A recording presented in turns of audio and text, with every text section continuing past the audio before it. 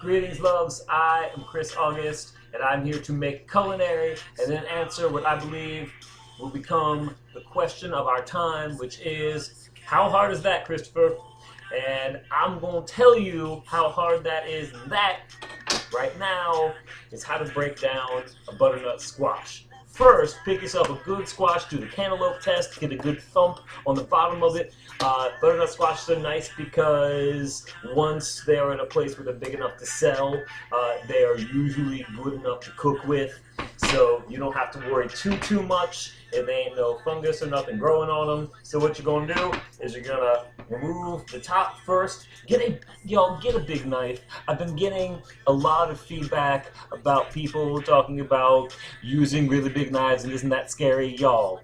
A good knife should be significantly bigger than the thing that you are cutting. Now, if I had a knife significantly bigger than this, then I would be on safari, and I'm not, but I want a big knife, and I'm just going to go to the top. If from there you are able to cut your squash, boom, straight down the middle symmetrically without cutting off the bottom yet, and this is stable enough to, then just go ahead and take it straight on down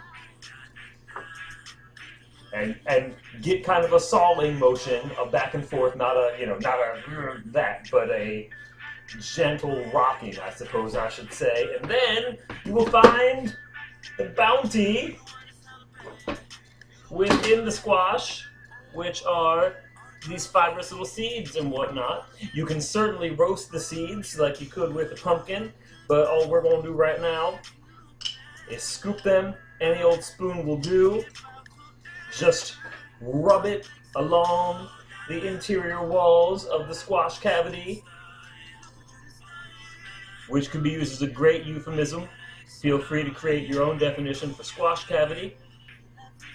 If you got a big one like this guy, I would suggest cutting, get it face down.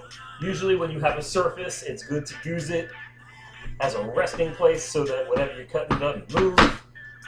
Just cut so that you don't have too huge a piece.